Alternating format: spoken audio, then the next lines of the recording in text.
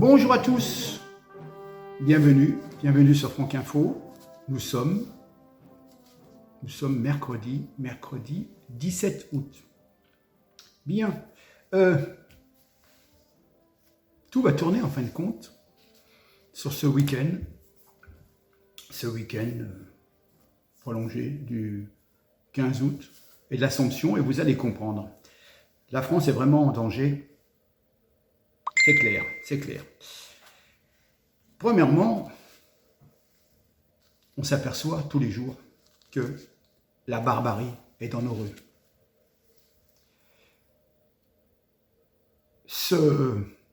Dans la nuit de samedi 13 au dimanche 14 août, un homme âgé d'une soixantaine d'années a été décapité au moyen d'une arme blanche. Voilà. L'auteur présumé des faits est son fils. À 2 h du matin, les appels sont arrivés au 17, la police, pour signaler qu'un individu armé d'un couteau poursuivait un autre dans une rue de Saint-Priest, une municipalité que je connais bien, en banlieue lyonnaise. Voilà, quelques minutes plus tard, un équipage de police municipale découvrait le corps décapité d'un homme de 60 ans sur le parking, ainsi qu'un couteau de cuisine situé à proximité du lieu. Voilà, hein. Et puis donc, peu après, la BAC est venue en renfort, a repéré un homme qui déambulait avec une tête dans la main et un couteau dans l'autre. Non loin de là, dans un parc qui s'appelle le parc Lubrail. Alors, il y a une petite incohérence dans la mesure où il y avait plusieurs couteaux. Il y en avait un qui était à côté du corps et il y en avait un dans la main du criminel. Ça, c'est un petit peu... Bon, ça, c'est les journalistes. Hein. Le meurtrier présumé tenait des propos incompréhensibles, aurait également crié à Wakbar au moment de l'interpellation mouvementée. L'homme refusait en effet de se rendre, tentant à plusieurs reprises de frapper les policiers avec la tête de son papa dans la main. Voilà, hein. Âgé de 25 ans, il vivait au même domicile que son père. C'est un Marocain en situation régulière, connu de la justice. Voilà. Pour des faits de droit commun, des différents familiaux liés sur le fond d'alcool et stupéfiants. Et des témoins ont bien entendu le père qui suppliait son fils en disant « Je t'aime mon fils ». Mais ça n'a pas suffi, peut-être sous l'emprise aussi de stupéfiants. Il est passé à l'acte et a décapité son père. Autant vous dire que c'est quand même assez effrayant de voir cet homme se balader avec une tête coupée dans la main. Mais bon, vous savez, il y a dans certaines cultures, le maniement du couteau est habituel, car il est souvent utilisé dans des cérémonies religieuses telles que l'Aïd. Voilà. C'est vrai que nous, on n'a pas l'habitude de se balader avec des couteaux dans les poches. Incroyable pour l'Assomption. Quelques actes antichrétiens et c'était assez compliqué. Ce lundi 15 août, les catholiques de France fêtaient l'Assomption, c'est donc la célébration de la montée de la Vierge Marie au ciel. C'est un jour sacré pour les chrétiens. Souvent, il y a des processions, il y a des messes dédiées dans tout le pays. Ce week-end a été entaché quand même par plusieurs actes christianophobes, comme on dit, attaques de procession, presbytères cambriolés, églises taguées. Voilà, des actes antichrétiens se sont multipliés en l'espace de 2 jours. C'est quand même la religion chrétienne qui continue d'être la plus touchée par des exactions religieuses. Enfin, plutôt anti-religieuses. À Rouen, l'église Saint-Patrice, taguée par des antifas, c'est une merveille architecturale alliant style gothique et renaissance. Cette église Saint-Patrice de Rouen a été découverte par les paroissiens dimanche 14 août, recouverte de tags injurieux. Alors, on regardera exactement, mais tous TPD et Gwyn, antifa, voilà, symbole anarchique. Ils ont certainement voulu mettre tous DPD et Gwyn, mais ne maniant pas l'orthographe, ça s'est écrit tous T. Vous verrez par vous-même sur la photo. Voilà. Les inscriptions étaient faites sur les façades de l'église dans une écriture rose flashy particulièrement visible. Voilà. Hein. Bien sûr, la nouvelle a été dure pour les fidèles. c'est quand même pour les chrétiens la maison de Dieu, donc ça blesse quand même les paroissiens.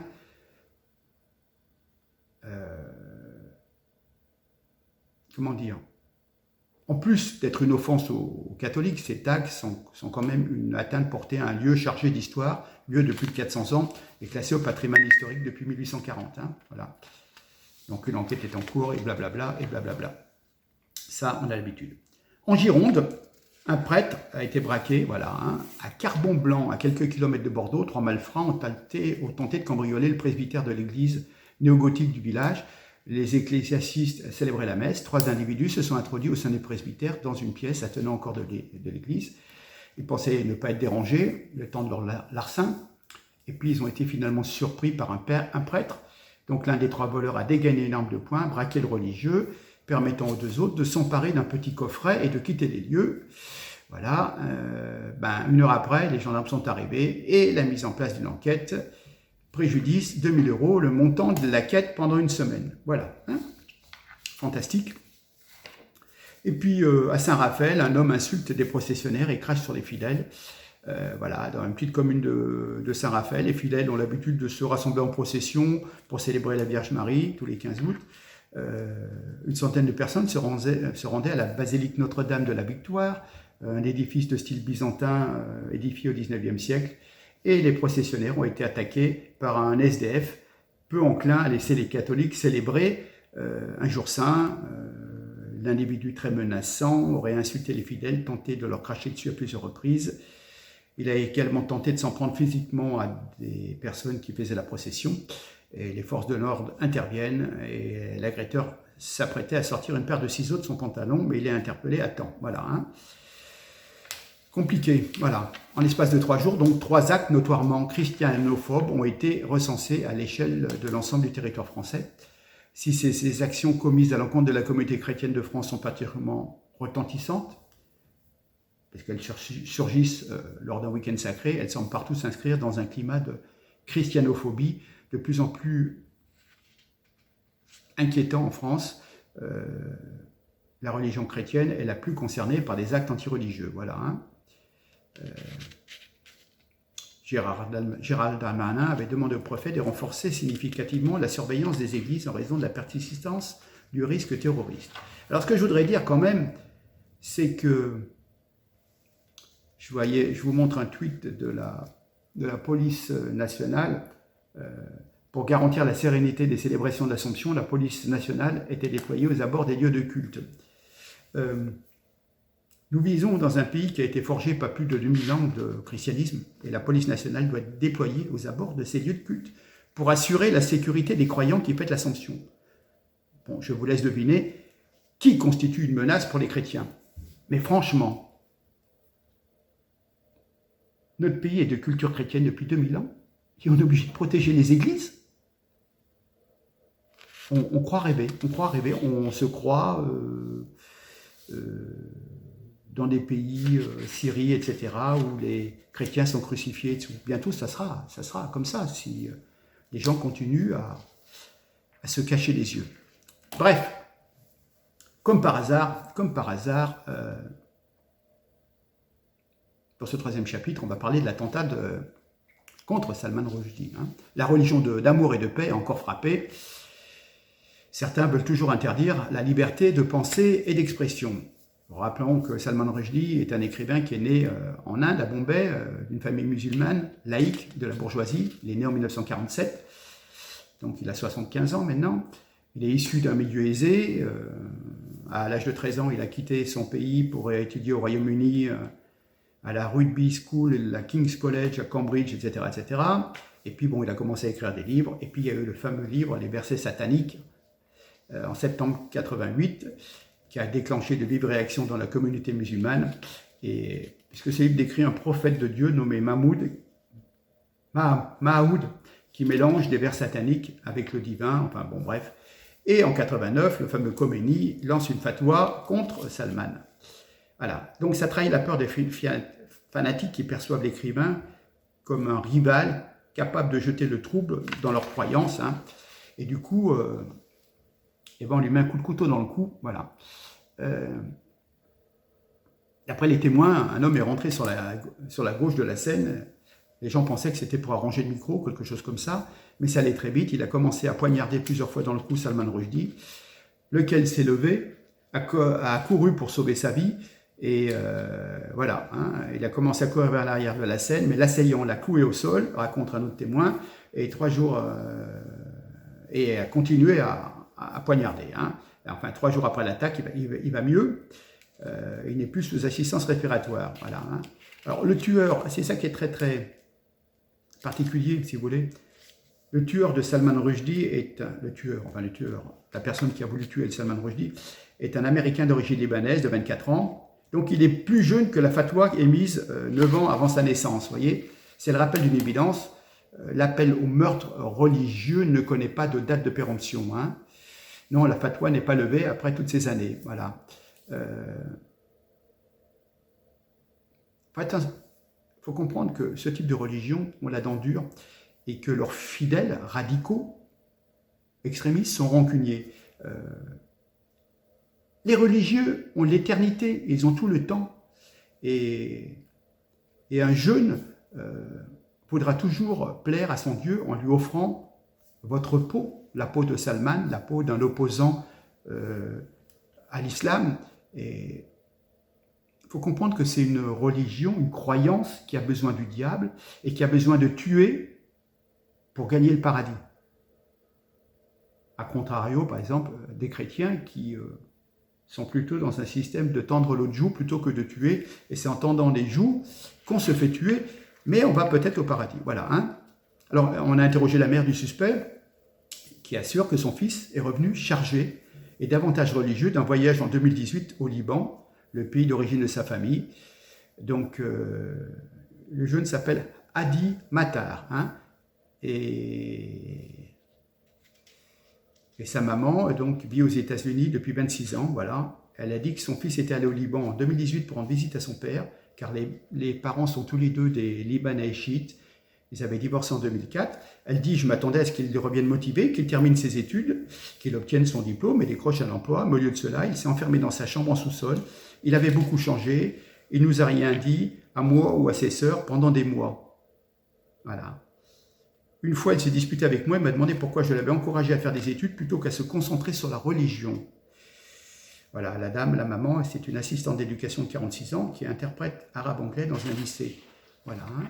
Elle se dit désolée pour M. Rushdie, dont elle ignorait tout avant cette attaque. Elle a assuré de ne pas s'occuper de politique, a nié connaître qui que ce soit en Iran et jugé que son fils était responsable de ces actes. La police fédérale, le FBI, a perquisitionné le logement du gamin et a notamment saisi des armes blanches, un ordinateur et des livres. Voilà. Hein.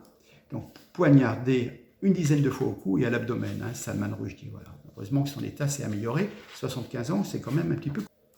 Je voudrais vous rappeler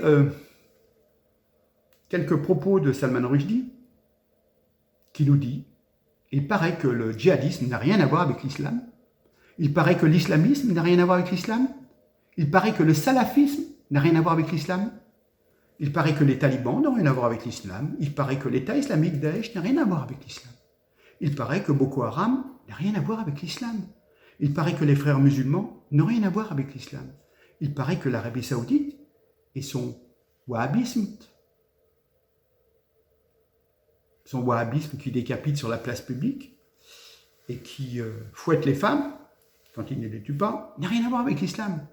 Le JIA en Algérie n'avait rien à voir avec l'islam. Al-Qaïda n'a rien à voir avec l'islam. Bref, l'islam n'a rien à voir avec l'islam. Signé Salman Rushdie. Alors, ce qu'il est important de souligner, c'est la négation du totalitarisme musulman. Il y a quand même eu 50 000 attentats commis par des musulmans depuis 1979, qui ont donné 200 000 morts. Hein. C'est une fondation qui s'appelle Fondapol, qui note au fur et à mesure tout ce qui se passe. Et, comment dire ? Oui, alors, évidemment, si jamais il y a des attentats occidentaux qui visent des musulmans, alors là, on en entend des vertes et des pas mûres, bien entendu, les gauchistes. Mais, comment dire ? les médias gauchistes s'ingénient à dissimuler la nature musulmane de l'agression contre Salman Rushdie. Par exemple, France Info expliquait, ils ont trouvé un truc génial, hein, un intervenant qui expliquait « L'agresseur n'était pas musulman, mais un khoméniste ». Et bien entendu, Khomeini n'a rien à voir avec l'islam. Incroyable. Sur BFM, on nous parlait du retour de l'obscurantisme. J'aime bien cette expression. Ça sent une continuité avec l'Inquisition catholique, vous voyez, l'obscurantisme. Hein. On ne parle pas de l'islam. Hein. Sur LCI, on qualifiait cet agresseur d'ultra-conservateur. Voilà. Maintenant, vous êtes conservateur et donc vous êtes extrémiste musulman. Bref, tout est fait pour éviter de parler du totalitarisme musulman millénaire. Voilà. Hein. Moi, quand on me dit ultra-conservateur, c'est plutôt, je pense plutôt à, vous savez, ces fameux clubs anglais où l'on fume le cigare en lisant le Times entre hommes, vous voyez, à la Churchill, tranquille, dans des fauteuils en cuir. Hein. Voilà. Mais je ne vois pas quel est le rapport avec les égorgeurs musulmans. Voilà. Hein. Et puis, qu'est-ce qu'il y a eu Ah oui, il y a la députée Clémentine Autain qui nous dit « Oui, c'est un intégriste chiite qui a poignardé Salman Rushdie, un admirateur de Khomeini et de sa fatwa. Voilà, combattre l'intégrisme et le terrorisme partout, défendre la liberté de penser et le droit de critiquer les religions. » Voilà. Elle a dit, écoutez bien, un intégriste chiite. Ouf. Donc, pour eux, les chiites, c'est plus du musulman. Hein, voilà. Hein. Et puis, pour la France insoumise et la Clémentine, heureusement, ce n'est pas un sunnite, vous voyez. Parce que ceux qui leur apportent des voix à la France insoumise, ben évidemment, ce sont les musulmans sunnites, originaires d'Afrique du Nord et d'ailleurs, Pakistan, etc. Beaucoup, hormis donc la couche iranienne, beaucoup donc sont sunnites. Voilà, c'est ceux qui votent pour la gauche hein, et pour les islamophiles. Mais vous voyez, c'est dingue, c'est un intégriste chiite, voilà. Hein. C'est un vilain chiite, hein, parce que vous comprenez, les chiites, c'est pas pareil. Les sunnites, oh, c'est des amis, ils votent pour nous, voyons. Voilà. Hein. Par contre, quand l'assassin est sunnite, comme ça arrive malheureusement 99% des fois, hein, des gens qui mettent le feu à leur compagne, qui l'égorgent, etc., elle ne dit jamais c'est un intégriste sunnite. Hein. Mais là, elle fait bien la séparation entre chiite et sunnite. Voilà. Donc, elle fait une pierre deux coups, elle dédouane l'islam aux yeux des mécréants peu informés en leur disant « Ah oui, mais c'est un chiite, c'est pas pareil, c'est une secte, c'est pas des bons musulmans. » Oui, d'accord. Et puis comme ça, elle n'offense pas ses électeurs sunnites dont l'amour des chiites, et justement, ils sont toujours passés leur temps à s'étriper, à se tuer. Donc du coup, elle se met aussi dans sa poche, elle se met dans sa poche les électeurs sunnites en disant, oui, c'est un intégriste chiite, voilà. Mais nous qui sommes peut-être dans une certaine appréciation islamophobe, quelque part, qu'il soit chiite ou sunnite, c'est toujours Mahomet, c'est toujours le Coran, c'est toujours une certaine religion d'amour et de paix. Hein.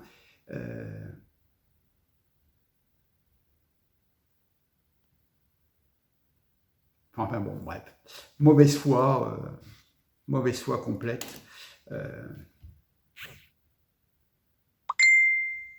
Après, elle essaye de se rattraper. Elle vous dit, ah, je parle évidemment des intégrés chiites, je n'assimile pas les chiites aux islamistes.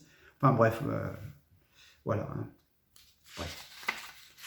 Pas la peine de... C'est... Clémentine Autain n'a pas l'air de connaître grand-chose à l'islam, qu'elle implante pourtant rageusement chez nous. Voilà. Hein. Ils veulent des électeurs, tant pis si la France en crève. Bien. Et puis par un fait du hasard, pour ce dernier chapitre, en ce 15 août, les femmes refusent la burqa à Kaboul. Et oui, en ce 15 août, jour de l'Assomption de la Vierge Marie, mère consolatrice de toutes les souffrances, la presse, les médias s'avisent du sort indigne fait aux femmes par les fous d'Allah et on appelle à la compassion universelle. C'est le premier anniversaire, ça fait 1 an pile du retour des talibans au pouvoir après 20 ans de guerre. C'était la dernière guerre menée par le camp du bien. Enfin bref, je se rappeler de cette débandade américaine, le retour des talibans au pouvoir. En effet, la signature d'un accord historique avec les talibans par Washington en février 2020 prévoyait le retrait des troupes étrangères contre des garanties de sécurité.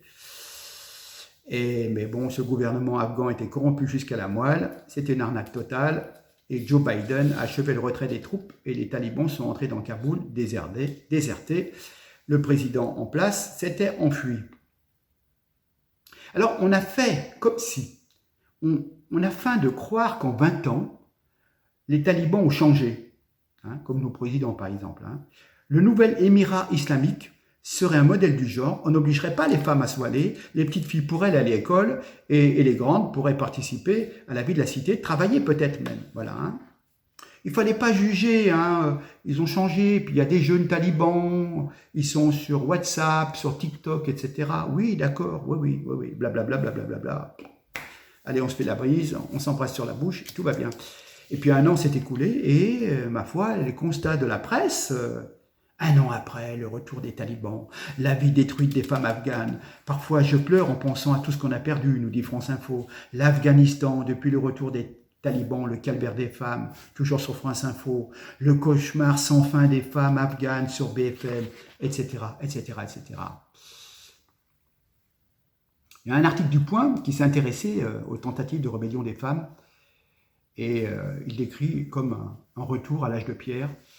1 an à peine après leur arrivée au pouvoir, les talibans ont déjà effacé les Afghanes de l'espace public. À Kaboul, les affiches à l'effigie de femmes ont été badigeonnées de noir. Dans les vitrines, le visage des mannequins féminins a été recouvert d'un épais voile. Petit à petit, au fil de ces derniers mois, l'obscurantisme et la tyrannie sadique des mollahs et leurs fidèles ont repris le dessus. Ils ont grignoté tous les espaces de liberté. Le 7 mai, le chef suprême taliban, Hibatullah Akhundzada, a ordonné aux Afghans de se couvrir d'un voile intégral en public, de préférence la burqa, et chargé la police des mœurs de faire respecter le décret. On sait tout cela, c'est pas une surprise. Et la conclusion, la réflexion de l'envoyé spécial du Point à Kaboul, vous savez ce qu'il vous dit? Un calvaire cet été alors que les températures frôlent les 35 degrés. Un calvaire à Kaboul à cause de la température. Non, le calvaire, c'est d'être obligé de se couvrir tout au long de l'année, de ne pas pouvoir participer à la vie publique, d'empêcher les petites filles d'aller à l'école, que les femmes soient des esclaves sexuels dont on peut se séparer, qu'on peut brûler à l'acide. Voilà le calvaire. Ce n'est pas le fait de porter une burqa à 35 degrés. Mais par contre, en France, comme dans tout le pays, dans le Var, partout, moi j'ai encore vu effectivement ce week-end sur les bords de l'Ain, des femmes, fait 40 degrés. Mais il n'y a pas de police des mœurs en France. On croise quotidiennement des centaines de femmes dans leurs longues robes, le plus souvent portées sur un pantalon, sur un caleçon, la tête emmitouflée dans un foulard, à plusieurs tours, bien sûr.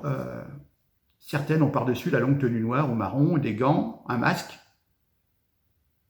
Et donc certaines, comme je vous disais, ont sur les plages, au bord de la mer, au bord de nos rivières, comme je vous le disais samedi dernier, elles ont un burkini. Voilà. Alors toutes les gauchistes, je dirais même des gauchiastes, autres écolo-féministes, voient une expression suprême de la liberté. Franchement, voilà. Donc, vous voyez bien qu'il y a une islamisation de la France. Je concède que nos concitoyens, qu'ils soient français, ou naturalisés, ou de nationalité étrangère, qui veulent pratiquer leur religion, puissent le faire. Mais tous ces signes tendent à mettre une chape de plomb sur la France et sur la culture française. Et là, je ne suis pas d'accord. La religion, c'est quelque chose d'intime. Chacun peut la pratiquer, mais imposer dans le domaine public des tenues qui revendiquent justement cet état.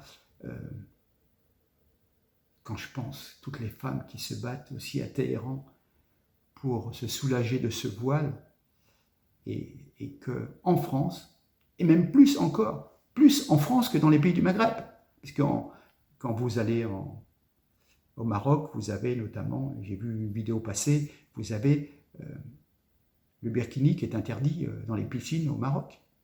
Eh ben non, en France, on revendique ce droit. Le droit au retour de l'âge de pierre.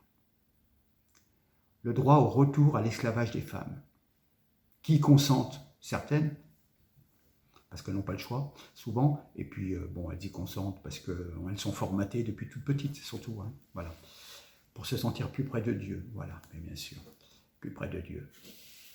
Être plus près de Dieu, c'est, quand je les vois dans les magasins, bref.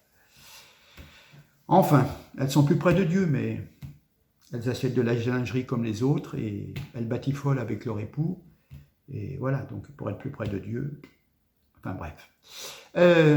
Sur ce, je vous laisse sur ce triste constat. Je vous dis à très bientôt. En tous les cas, merci de nous suivre, s'il vous plaît. Partagez un maximum. Aidez-nous. Et puis likez pour YouTube. Et puis à très bientôt. Je vous remercie en tous les cas. Au revoir. Merci. Tout de suite, le supplément de Franck Muller. Notre correspondante à Kaboul a suivi cette manifestation. On écoute Sonia Ghezali. On a vu ces femmes, elles étaient environ 50, se rassembler devant le ministère de l'Éducation qui se trouve dans le centre de Kaboul, donc en milieu de matinée. Elles ont commencé à défiler en scandant des slogans, des banderoles dans les mains, du pain, du travail, la liberté, justice, nous ne voulons pas de l'ignorance. C'est ce qu'elles scandaient en marchant. Des talibans armés étaient présents dès le départ. Ils leur disaient de partir, d'arrêter. Il y avait une quinzaine de journalistes afghans et étrangers qui étaient sur place pour couvrir cette manifestation, mais au bout de 5 minutes, on a commencé à entendre des salves de tirs ininterrompues. Les talibans qui étaient là se sont mis à tirer en l'air pendant de longues minutes. Cela a créé un mouvement de panique. Les manifestantes se sont mises à courir. Certaines ont pu se réfugier dans des boutiques. Les talibans ont fini par aller dans chacune d'elles pour les chasser. Certaines ont été battues, comme vous le disiez. Une dizaine de journalistes ont été arrêtés quelques heures, leurs vidéos et photos effacées. Et ce soir, 3 de nos confrères étrangers sont toujours détenus. Ils sont autorisés à communiquer par téléphone et affirment être bien traités. Lundi, cela fera 1 an que les talibans sont au pouvoir. Qu'est-ce que cela a changé concrètement pour les femmes en Afghanistan ? On peut dire que presque tout a changé puisque aussitôt au pouvoir, les talibans ont imposé de nombreuses restrictions. Les femmes ont été tout d'abord bannies de la vie politique, elles qui travaillaient auparavant au gouvernement et qui siégeaient à l'Assemblée nationale. Plusieurs entreprises ont licencié leurs employés femmes car le régime taliban n'autorise pas le travail dans des environnements mixtes. Les femmes fonctionnaires ont été renvoyées chez elles également, à l'exception de quelques ministères.